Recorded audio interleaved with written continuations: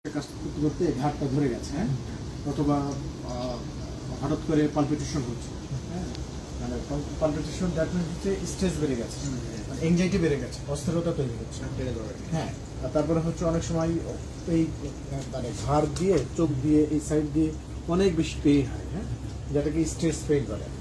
এতে যারা হতে পারে যে শান্ত অফিসের কোনো স্ট্রেসে আছে অথবা কোনো টেনশনে আছে, তো সেক্ষেত্রে খুব সিম্পলি জাস্ট এইভাবে রিল্যাক্সে একটু বসে এভাবে আঙুল দিয়ে এইখানে একটু মাসেজ দিবে, এইভাবে একটু মাসেজ দিবে, অথবা এইভাবে চাপ দিয়ে ধরে জাস্ট চোখ বন্ধ করে 1 মিনিট মতো থাকবে, হ্যাঁ। আর এখানে দিবে, প্রেস করবে, মানে উইদিন মানে কি বলবো 30 সেকেন্ডের মধ্যে তার মাথা ব্যথা স্ট্রেস এনজাইটি রিলিফ হবে।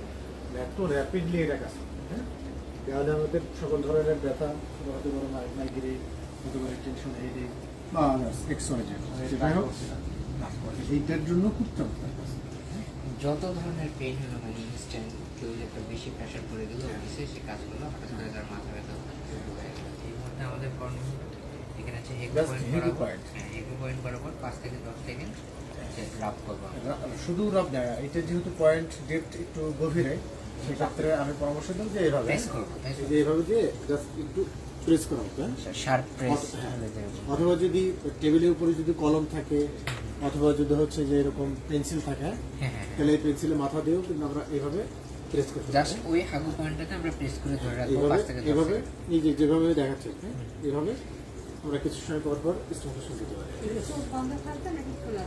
চোখ বন্ধ করে যদি রিল্যাক্সে এভাবে নেওয়া যায় তাহলে আরো ভালো, হ্যাঁ। রিল্যাক্সে যদি এভাবে নেওয়া যায় তাহলে দেখা যাচ্ছে আরো রিল্যাক্সেশনটা আরো শুরু হয়।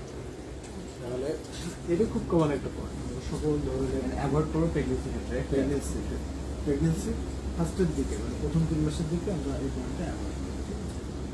আচ্ছা, এরপর হচ্ছে স্ট্রেস এনজাইটি দূর করার আরেকটা খুব ম্যাজিক্যাল পয়েন্ট, আমাদের যে ভ্রু যেখানে মিলিত হচ্ছে, এই ভ্রুটা শেষ হয়ে যেখানে মিলিত হচ্ছে একদম মাঝখানে, এটাকে বলা হচ্ছে থার্ড আই, হ্যাঁ, এটাকে বলে থার্ড আই, ভুয়ের মাঝখানে, হ্যাঁ, যে পয়েন্ট এটা থার্ড আই বলে।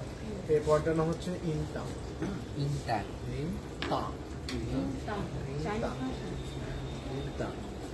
এই যে হেবু যে নামটা, এটা চাইনিজ নাম, মানে